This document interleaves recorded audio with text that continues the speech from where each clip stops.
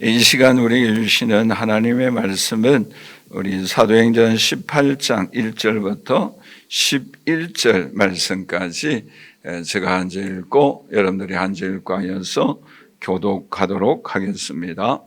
그 후에 바울이 아덴을 떠나 고린도에 이르러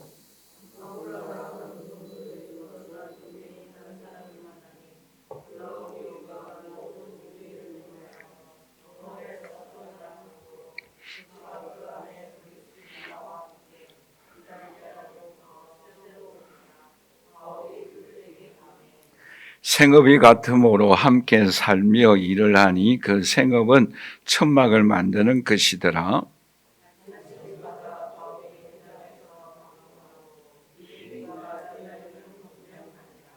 실라와 디모데가 마게도냐로부터 내려오매 바울이 하나님의 말씀에 붙잡혀 유대인들에게 예수는 그리스도라 밝히 증언하니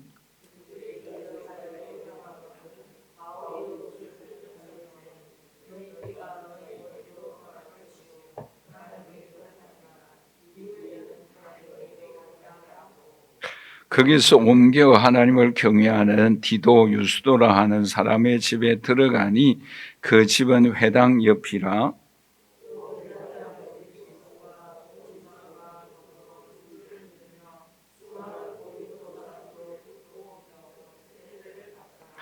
밤에 주께서 환상 가운데 바울에게 말씀하시되 두려워하지 말며 침묵하지 말고 말하라.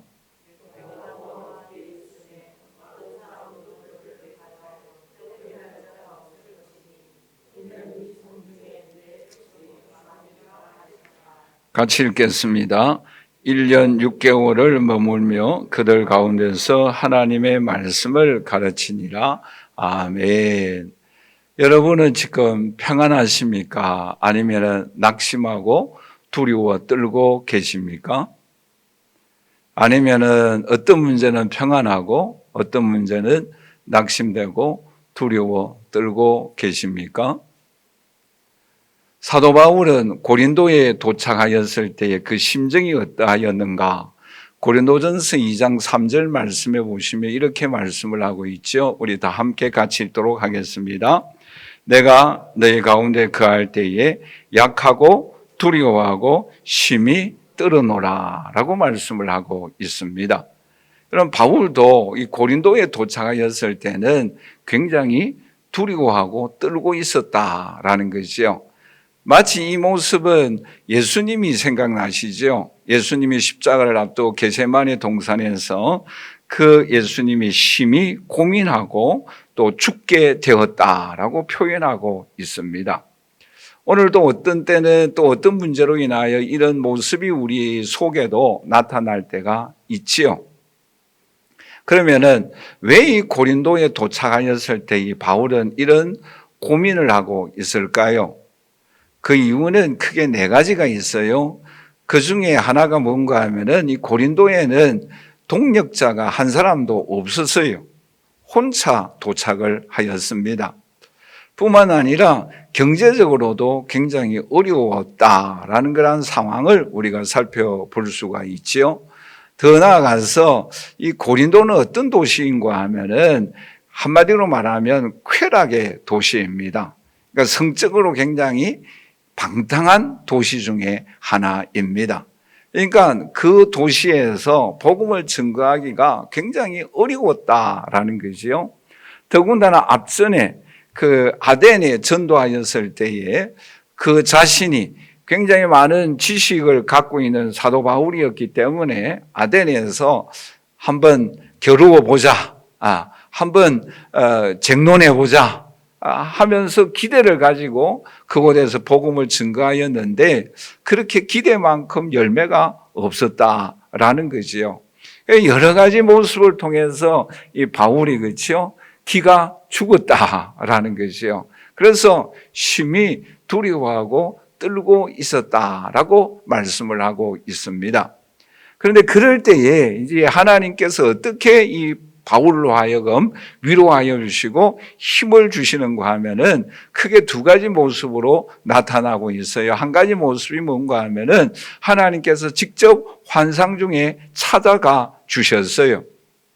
우리가 신앙의 선배들을 바라보면은 또 성경의 인물들을 우리가 살펴보면은 어렵고 힘들 때에 또 비전을 주실 때에 꿈으로 환상으로 찾아갑니다.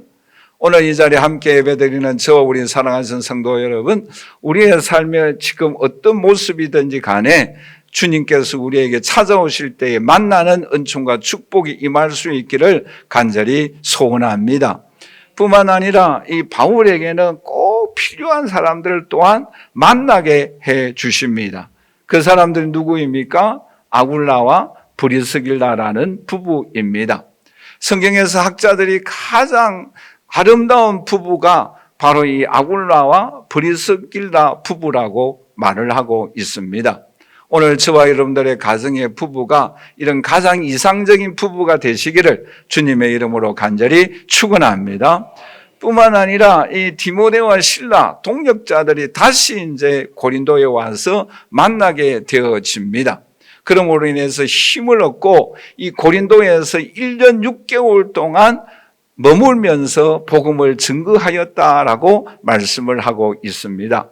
말하자면 가장 심히 떨고 두려워하고 무서워하였는데 하나님은 이곳에 하나님의 은총을 베풀어 주심으로 인하여서 1년 6개월 동안 머물면서 복음을 증거함으로 많은 열매가 맺혀졌던 것처럼 오늘 저와 여러분들의 삶의 어떤 모습이든지 간에 주님께서 찾아와 주시고 만나 주시고 뿐만 아니라 오늘 우리에게 필요한 사람들을 보내주시고 또한 필요한 은총과 축복이 저와 여러분들 임할 수 있기를 주님의 이름으로 간절히 축원합니다. 자, 그러면 오늘 이 시간에 하나님은 구체적으로 바울에게 어떤 은혜를 베풀어 주셨는가 두 가지 면을 우리가 함께 살펴보고자 합니다. 우리 한번 다 같이 따라서 할까요? 하나님은 바울에게 환상으로 찾아와 주셨다.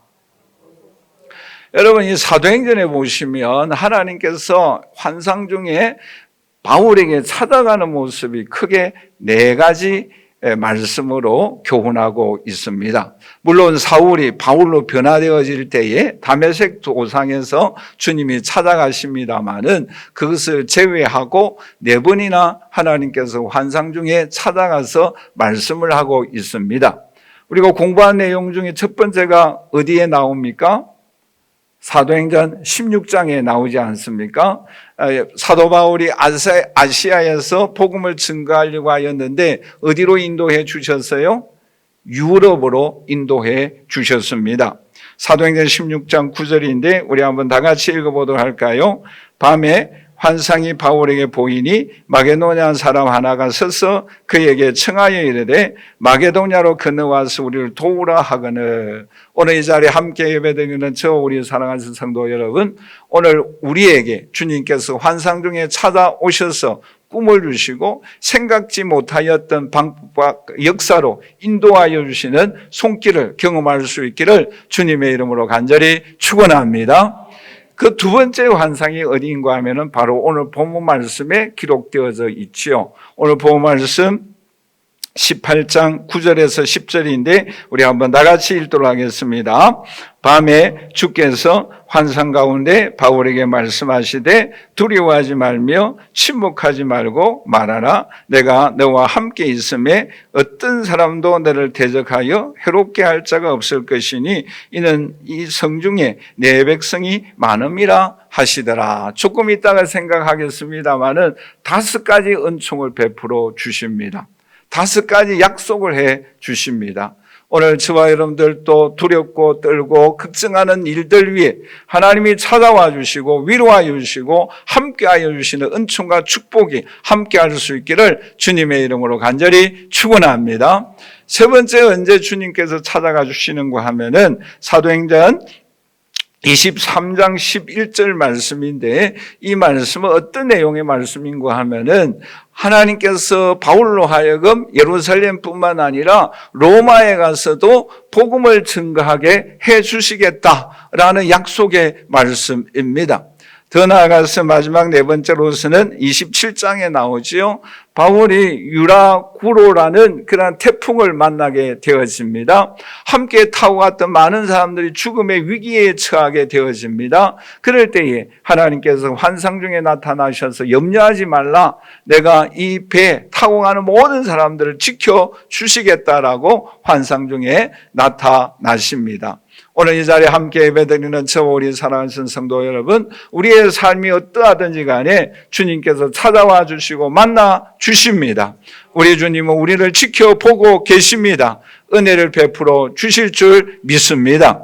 여러분, 우리가 앞서간 성경에 많은 인물들이 많이 있지요. 크게 우리가 구약에서 두 사람, 신약에서 두 사람을 대표적으로 살펴본다고 한다면 여러분들이 먼저 떠오르는 사람이 누구겠어요? 야곱이죠. 그렇죠? 야곱이 부모님의 품을 떠났어. 혼자 광야 길을 걸어갈 때에 하나님께서 나타나지 않습니까? 그 내용의 말씀이 창세기 28장 15절에서 16절의 말씀을 하고 있죠. 우리 한번 다 같이 읽어보도록 하겠습니다. 내가 너와 함께 있어 네가 어디로 가든지 너를 지키며 너를 이끌어 이 땅으로 돌아오게 할지라. 내가 네게 허락한 것을 다 이루기까지 너를 떠나지 아니하리라 하신지라. 야곱이 잠이 깨어 이르되 여호와께서 과연 여기 계시거늘 내가 알지 못하였도다. 여러분, 이 약속이 이루어졌어요? 이루어지지 아니하였어요? 이루어졌잖아요. 하나님은 오늘 저와 여러분들에게 말씀하신 그 내용은 그 말씀을 의지하고 순종할 때에 우리의 삶을 통해서도 반드시 이루어짐을 믿습니다. 할렐루야. 그 하나님을 의지하고 바라보는 저와 여러분들이 되시기를 주님의 이름으로 간절히 축원합니다. 더 나아가서 여러분, 저는 에스겔이 생각이 나요. 이 에스겔은 바벨론 나라의 포로가 되어집니다. 그런데 이 에스겔의 이런 특징을 살펴보면은 꼭 그 날짜와 연도가 나와 있어요. 그게 에스겔의 특징 중에 하나예요. 왜 그러한가 하면은 이 에스겔은 바벨론 나라의 포로 생활하면서 포로에서 해방되어지는 날, 또 제사장으로서 하나님의 교회에서 이 직분을 행할 수 있는 그 날을 그만큼 간절히 사모했다라는 거지요. 그런 말이 있잖아요. 해병대의 시간도 지나간다는 말이 있지 않습니까? 그 어렵고 힘들잖아요. 그렇죠? 그 하루하루가 지겨운 거예요. 그래서 에스겔의 특징은 연도와 매월, 며칠이 정확하게 나와 있어요. 그런데 하나님께서 에스겔 1장 1절에 어떻게 하나님께서 에스겔에게 역사하여 주시는가 하면은 우리 한번 다 같이 읽도록 하겠습니다. 30째 해 넷째 달 초대새에 내가 그발 강가 사로잡힌 자 중에 있을 때에 하늘이 열리고 하나님의 모습이 내게 보인다라고 말씀을 하고 있습니다. 매년, 매월, 며칠이 나오잖아요. 이 에스겔의 전체 살펴보시면 그런 매월, 며칠, 매월이 나와요. 왜요? 그만큼 사모했다라는 것이에요. 하나님께서 이 에스겔에게 찾아가셔서 꿈과 비전을 주셨던 것처럼 해방의 은총의 날을 이 에스겔에게 바벨론 나라에서 해방되어지는 그 은혜를 이스라엘 민족에게 베풀어 주셨던 것처럼 오늘 저와 여러분들에게도 자유의 은총, 해방의 은총, 능력의 은혜를 베풀어 주시는 그 날이 저와 여러분들에게 반드시 임할 줄 믿습니다. 뿐만 아니라 신약 성경에도 누가 생각나십니까? 여러분, 예수님이 생각나잖아요. 그렇죠? 예수님이 세례받으실 때 어떤 현상이 일어납니까? 마태복음 3장 16절에서 17절에 이렇게 말씀을 하고 있죠. 우리 한번 다 같이 읽어보도록 하겠습니다. 예수께서 세례를 받으시고 그 물에서 올라오실 새 하늘이 열리고 하나님의 성령이 비둘기같이 내려 자기 위에 임하심을 보시더니 하늘로부터 소리가 있어 말씀하시되 이는 내 사랑하는 아들이요 내 기뻐하는 자라 하시니라. 오늘 이 자리에 함께 예배드리는 저 우리 사랑하신 성도 여러분, 예수님은 죄인의 자리에 세례받을 필요가 없어요. 그러나 죄인의 자리에 서면서 우리의 죄를 구속하기 위하여 십자가를 앞두고 나아가는 그 순종의 길에 하늘문이 열렸어요. 그리고 이는 내 사랑하는 아들이요 내 기뻐하는 자라라고 음성을 듣게 되어집니다. 오늘 저와 여러분들도 하나님 말씀에 따라 순종하는 그 길에 하늘문이 열리고 내 기뻐하는 자라 내 사랑하는 자라라는 주님의 음성을 듣는 저와 여러분들이 되시기를 주님의 이름으로 간절히 축원합니다. 그리고 마지막 한 사람을 생각한다고 한다면 사도 요한이 생각나죠. 여러분, 사도 요한은 마지막 생애 말년에 바모섬에 가서 유배 생활을 하게 되어집니다. 그 얼마나 노예 생활에 어려운 가운데 환난 가운데 있을 때에 하늘 문이 열려서 하늘의 비전을 보여주십니다. 우리 요한계시록 1장 10절에서 11절 말씀이 이렇게 말씀을 하고 있죠. 우리 한번 다 같이 읽도록 하겠습니다. 주의 날에 내가 성령에 감동되어 내 뒤에서 나는 나팔 소리 같은 큰 음성을 듣고 이르되 네가 보는 것을 두루마리에 서서 에베소, 스무나, 퍼가모, 두아디라, 사데, 빌라델비아, 라오디게아 7 교회에 보내라 라고 말씀하고 있습니다. 무엇을요? 듣고 보는 것을, 하늘 문이 열리는 은총의 세계를 보게 해 주셨어요. 오늘 이 자리에 함께 예배드리는 저원이 사랑하는 성도 여러분, 오늘 저와 여러분들도 하나님의 음성을 말씀을 통해 들을 수 있기를 주님의 이름으로 간절히 축원합니다. 말씀을 통하여 영원한 하나님 나라를 바라보며 소망 가운데 살아가는 저와 여러분들이 되시기를 주님의 이름으로 간절히 축원합니다. 오늘 우리에게는 소망을 갖고 살아가야 합니다. 천국을 바라보며 살아가는 저와 여러분들이 되시기를 주님의 이름으로 간절히 축원합니다. 자, 그러면 이 바울에게 그 두렵고 떨리고 염려되어지고 낙심될 때에 하나님이 약속하신 내용이 무엇인가? 오늘 18장 10절에서 11절에 5가지 약속을 하고 있죠. 우리 사도행전 18장 9절 10절 다 같이 한번 읽어보도록 하겠습니다. 밤에 주께서 환상 가운데 바울에게 말씀하시되 두려워하지 말고 침묵하지 말고 말하라. 내가 너와 함께 있음에 어떤 사람도 너를 대적하여 해롭게 할 자가 없을 것이니 이는 이 성중에 내 백성이 많음이라. 그럼 5가지 약속이 뭐예요? 첫째가 뭐입니까? 두려워하지 말라. 그리고 두 번째가 뭐예요? 침묵하지 말라. 세 번째가 뭐예요? 말하라. 이것까지 하면 6가지인데 침묵하지 말고 말하라. 2가지. 그럼 세 번째가 뭐예요? 내가 너와 함께 하겠다. 네 번째가 뭐예요? 해할 자가 없다. 5번째가 뭐예요? 이 성중에 내 백성이 많다. 저는 여러분들은 이 5가지 약속 중에 무슨 약속이 제일 마음에 들어요? 한 2가지를 생각한다고 한다면 뭐가 있겠어요? 저는 개인적으로 함께 해주시겠다. 함께 해주시겠다. 임마누엘의 은총을 베풀어 주시겠다. 또 저는 사역자이기 때문에 이 바울의 심정을 생각해서 뭐가 제일 마음에 들겠어요? 이 성에 하나님의 백성이 많다.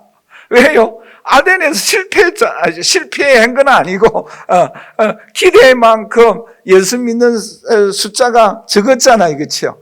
그래서 이 고린도에는 뭐라고 그랬어요? 타락의 도시잖아요. 이 도시는 불신자가 많을 뿐만 아니라 이 타락의 도시예요. 음란의 도시입니다.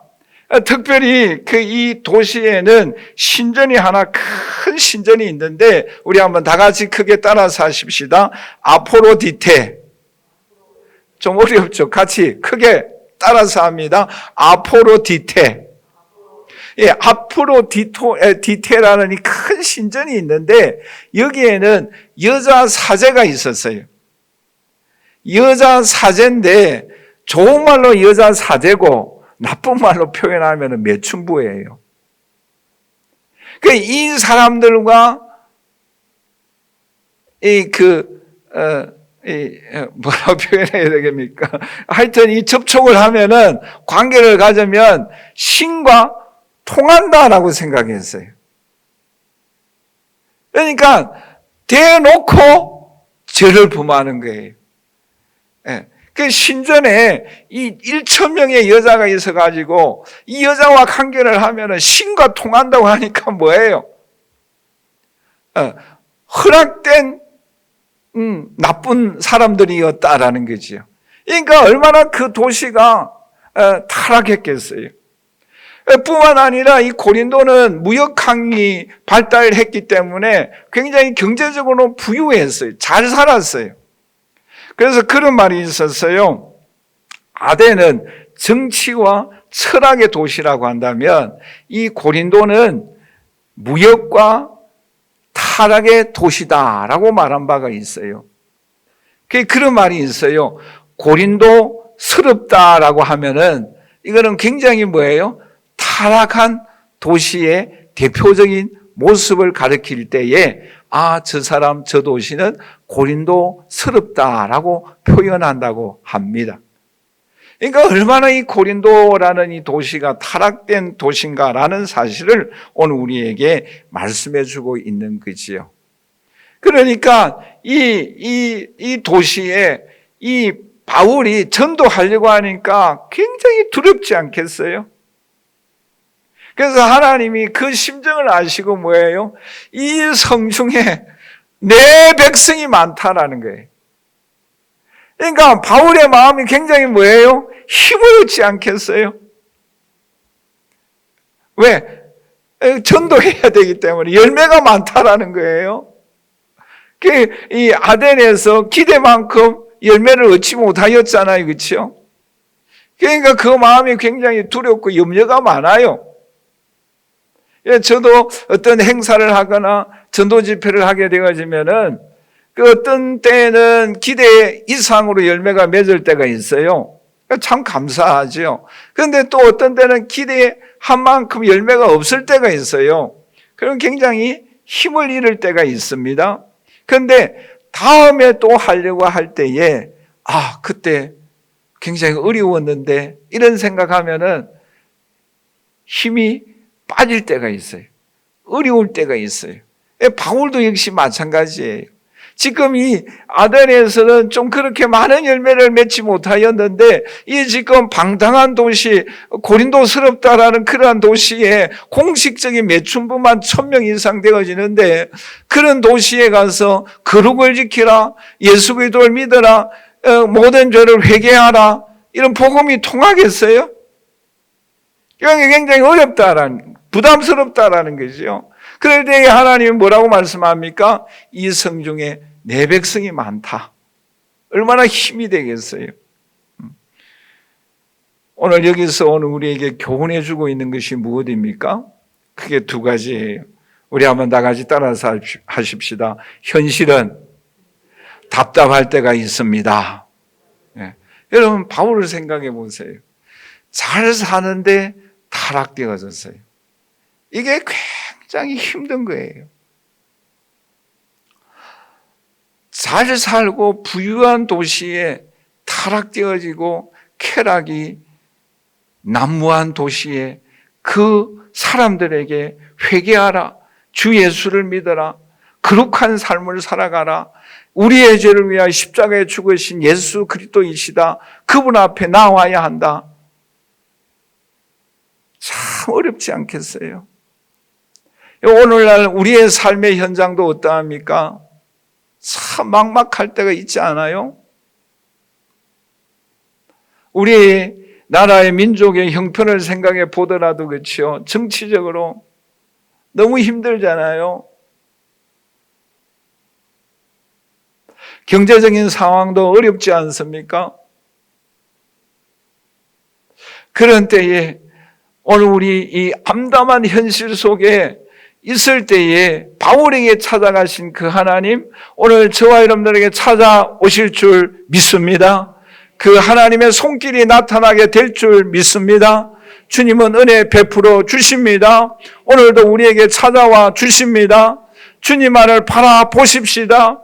그리고 두 번째, 주님의 찾아오시는 손길을 통하여 바울이 힘을 얻었던 것처럼 오늘 저와 여러분들도 힘을 얻을 수 있기를 주님의 이름으로 간절히 축원합니다. 여러분 11절에서 이 바울이 1년 6개월 동안 머물렀다라고 말씀하고 있잖아요. 지금까지 바울이 선교한 지역에서 가장 많이 머문 지역이 이 고린도예요. 금방 떠나가 버려야 할 그곳이지만 그러나 그곳에서 1년 6개월 동안 버틸 수 있었던 비결이 무엇이겠어요? 성령께서 위로해 주셨고 힘을 공급해 주셨기 때문입니다. 오늘 저와 여러분들도 이 어려운 이 시대에 버틸 수 있는 힘, 앞을 향하여 나아갈 수 있는 그 힘은 성령의 능력인 줄 믿습니다. 하나님의 손길인 줄 믿습니다. 그분만을 의지하며 나아가는 저와 여러분들이 되시기를 주님의 이름으로 간절히 축원합니다. 마지막 두 번째로 하나님은 이 두렵고 떨고 있는 이 바울에게 어떤 은혜를 베풀어 주셨습니까? 우리 한번 다 같이 따라서 할까요? 하나님은 바울에게 동력자들 보내주셨다. 여러분, 앞에도 말씀드렸던 것처럼 가장 성경에서 모범적인 부부 모델상이 아굴라와 브리스길라입니다. 이 부부를 하나님께서 보내주셨어요. 뿐만 아니라 그동안 흩어져 있었던 디모데와 실라를 다시 만나게 하여 주시는 은혜를 베풀어 주셨어요. 그런데 여러분, 여기서 참 주목하여야 할 부분이 있어요. 저는 이 말씀을 읽으면서 준비하면서 하나님의 섭리는 참 기가 막히다라는 그런 너무너무 그 하나님의 손길의 놀라움을 저는 표현할 수밖에 없었어요. 그 손길이 뭔가 하면요, 원래 이 아굴라라는 부부는 어디에서 살았는가 하면 로마에서 살았어요. 로마에서 살았는데 그 로마에서 살면서 굉장히 잘 살았어요. 그런데 이 로마에서 살고 있을 때에 주후 49년도에 이 로마에서 어떤 일이 일어나는가 하면은 전통적인 유대인들은 율법으로만 구원받는다. 선민산상에 젖어 있고 새로운 기독교가 들어가서 예수 그리스도는 그리스도이심을 믿어야 한다. 그래야만 구원을 받는다. 이 두 종류의 분파가 서로 싸우고 있었어요.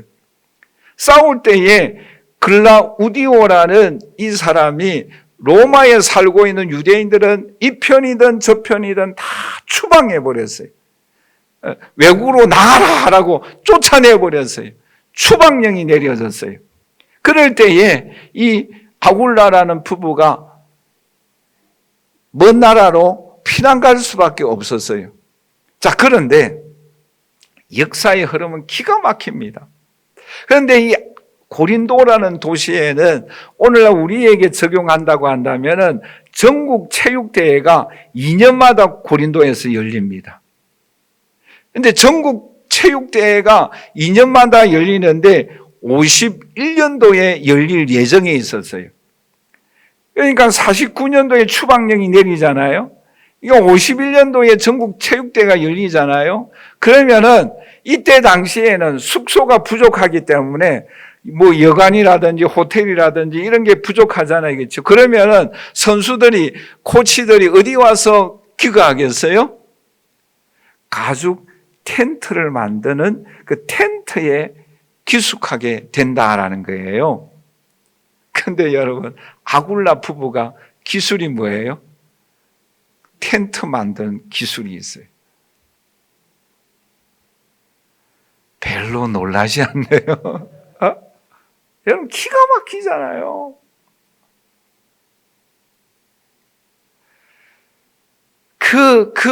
그 소문이 이 아굴라 부부에게 들리지 않겠어요?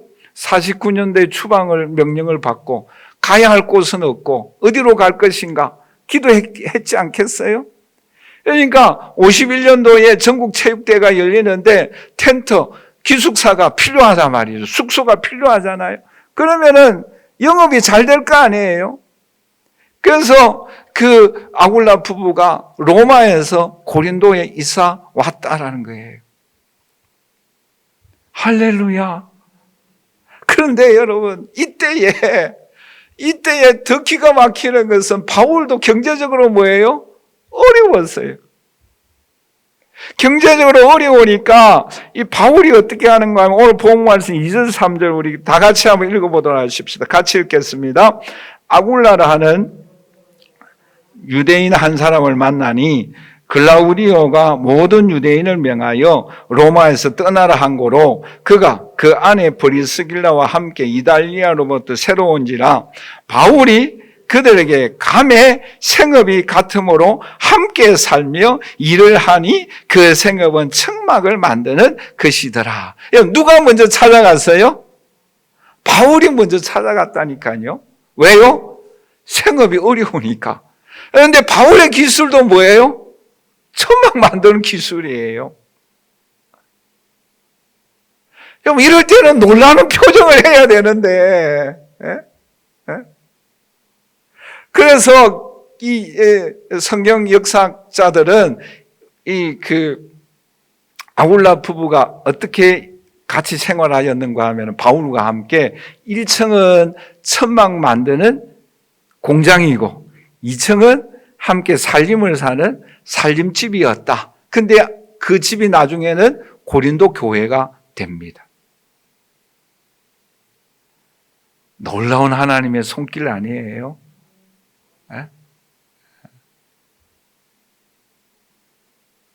그런데 그 이후에 아굴라 부부는 이 바울과 어떤 동행의 삶을 살아가는가 하면은 다음에 또 말씀을 드리겠습니다만은 이 바울과 아굴라 부부는 에베소까지 가고 나중에는 어디까지 가는가 하면은 로마까지 가요.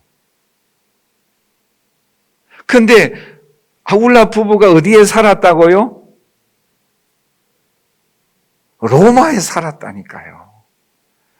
마지막 꿈에도 소원 아니었던 로마 전도가 누가 함께 동행합니까? 아굴라 부부가 동행해요.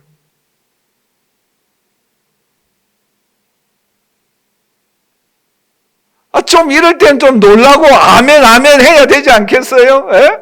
와, 참.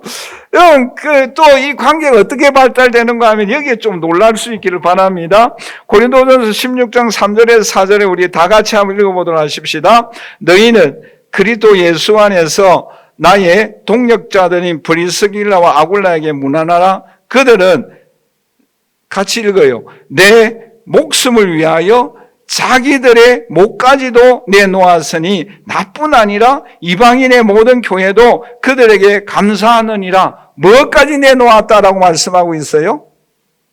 목숨까지.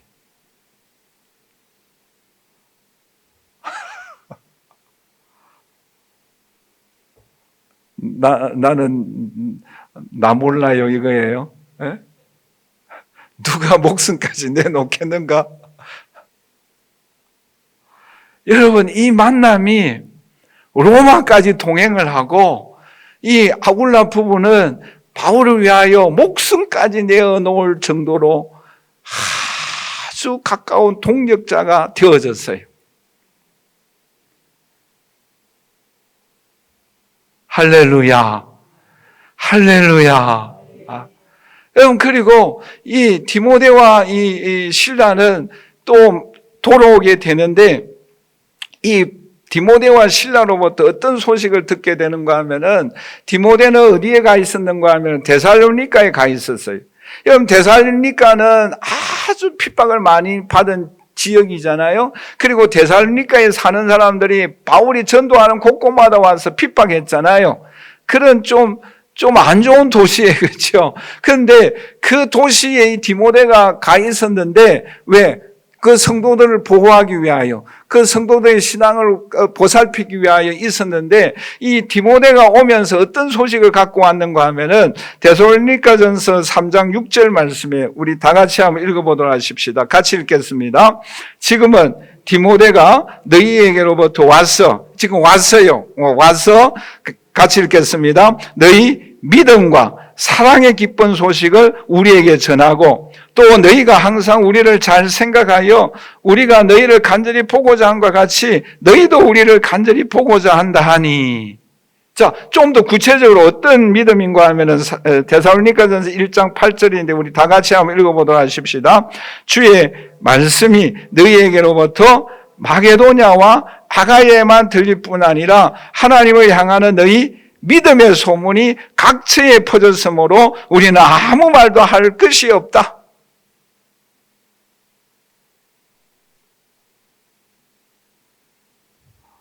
눈만 떴다 감았다 하지 마시고 이 말씀이 어떤 말씀이에요? 그러니까 이 말씀을 들었을 때에 바울이 얼마나 기뻐하겠어요. 그렇죠? 좀 머리를 흔들든지 아니면은 아멘을 하든지 반응을 할 수 있기를 바랍니다. 여러분 보세요. 데살로니가 교회 성도들이 뭐예요? 믿음의 소문이 퍼지고 얼마나 그 사랑을 하고 이런 소문이 뭐예요? 지금 디모데로부터 바울이 듣고 있는 거예요. 왜요? 그곳에 핍박이 많았잖아요. 그리고 그곳 사람들이 바울이 가는 곳마다 와서 핍박했잖아요. 근데 이 디모데가 왔는데 그 교회 성도들이 신앙생활 한마디로 말해서 너무 잘한다라는 거예요. 그 말을 들었을 때 바울이 힘을 얻겠어요? 안 얻겠어요? 힘을 얻지 않겠어요? 그렇죠? 얼마나 힘을 얻겠어요? 지금 바울이 두렵고 심히 떨고 있는데 뿐만 아니라 신라도 왔는데 신라는 또 어떤 소식을 갖고 왔는가 하면은 빌립보서 4장 11절 말씀인데 우리 한번 다 같이 읽도록 하겠습니다. 데살로니가에 있을 때에도 너희가 한 번뿐 아니라 두 번이나 나의 쓸 것을 보냈다라고 말씀을 하고 있죠. 이 말씀 무슨 말씀인가 하면은 이 바울이 신라가 빌립보에 가서 무엇을 갖고 왔다라는 거예요? 선교비를 갖고 왔다라는 거예요. 데살로니가에 있을 때도 보내주었는데 지금 어디예요? 고린도에 있을 때도 선교 헌금을 갖고 온 거예요. 지금 뭐가 부족해갖고 바울이 지금 일하고 있습니까? 에? 선교비가 부족해서 생활비가 부족해서 지금 자비랑 선교하고 있잖아요. 그렇죠? 텐트 만들고 있단 말이에요. 그런데 무엇을 갖고 왔어요? 선교비를 갖고 왔어요. 그러니까 얼마나 기쁘겠어요.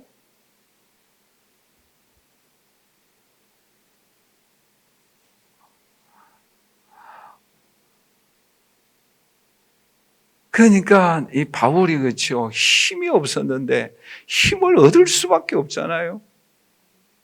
여기서 오늘 우리에게 무엇을 교훈해 주고 있겠어요?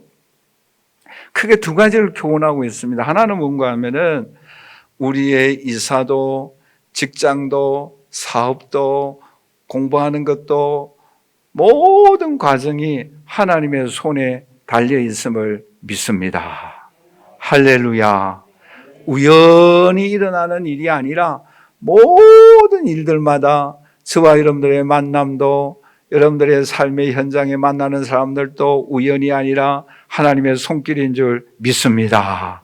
할렐루야.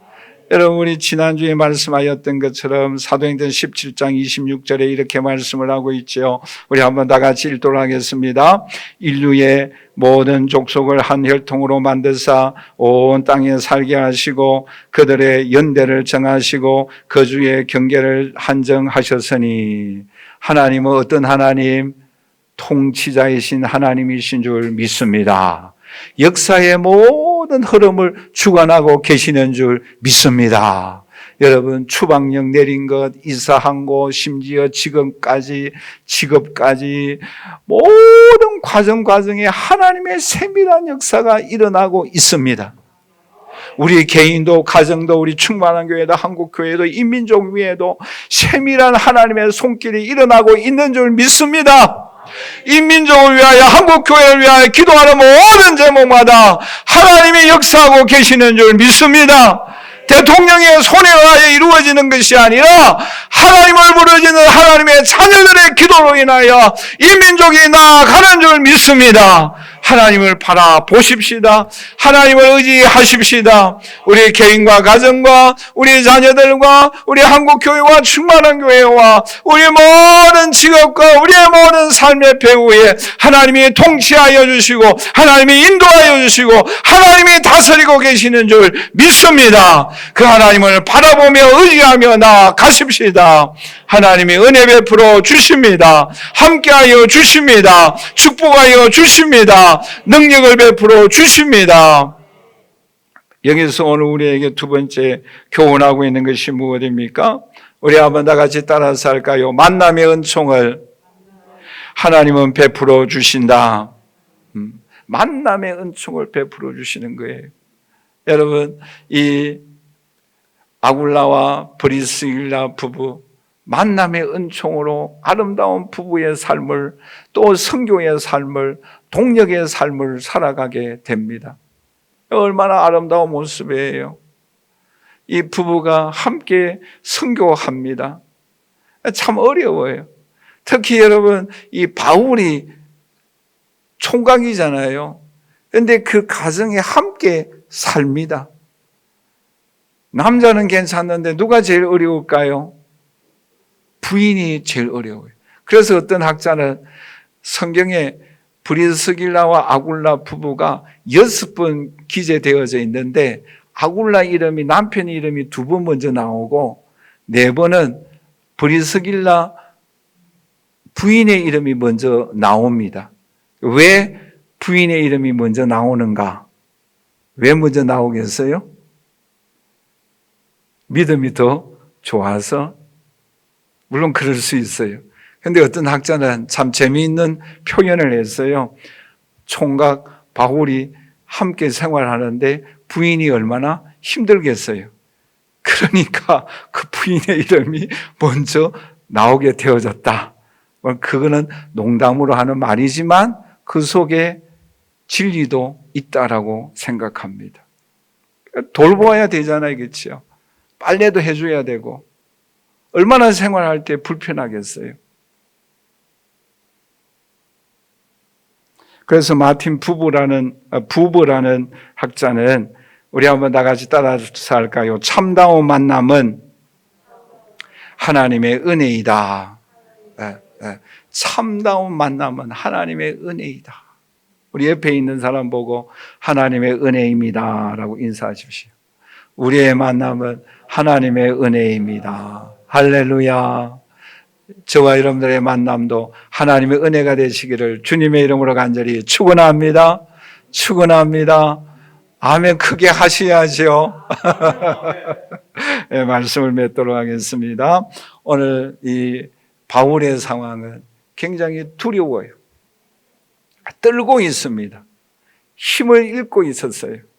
우리의 삶의 현장에도 힘을 날 때가 있지만 힘을 잃어버릴 때도 있지 않습니까? 그럴 때에 하나님은 반드시 찾아오십니다. 성령의 은총의 손길이 우리와 함께하여 주십니다. 주님은 오늘 우리 배후에 역사하고 계십니다. 통치하고 계십니다. 우리의 만남 속에 하나님의 손길이 일어나고 있는 줄 믿습니다. 우리 개인과 우리 가정과 충만한 교회와 한국교회와 인민족의 미래가 하나님의 손에 달려있는 줄 믿습니다. 하나님이 주관하고 계십니다. 주님을 바라보십시다. 의지하십시다. 우리 개인과 가정과 충만한 교회, 한국교회, 인민족의 모든 미래를 인도하여 주시고 통치하시는 주님의 손길만이 나타나게 될 줄 믿습니다. 하나님의 손길을 경험하고 찬양하며 영광 올려드리는 저와 여러분들이 되시기를 주님의 이름으로 간절히 축원합니다. 축원합니다. 지금은 우리 주 예수 그리스도의 무한하신 은혜와 하나님의 그 크신 사랑하심과 성령님의 교통교제에 충만하시는 총이 힘이 들고 어려울 때에 우리에게 찾아와 주시고 힘을 공급하여 주시고 능력을 부어주시고 축복하여 주시고 또 우리의 삶에 좋은 사람들의 만남의 은총을 통하여 하나님의 은밀하신 손길이 나타남으로 인하여 사람들을 통하여 환경을 통하여 일어나는 일들을 통하여 또 능력을 통해서 아버지여 역사하여 주시고 인도하여 주시는 손길을 끊임없이 공급하여 주시는 그 하나님만을 의지하고 하나님의 은혜였음을 고백하고 감사하며 영광 올려드리기를 소원하는 주의 모든 자녀들 머리 위에 지금부터 영원토록 함께 있을지어다. 아멘.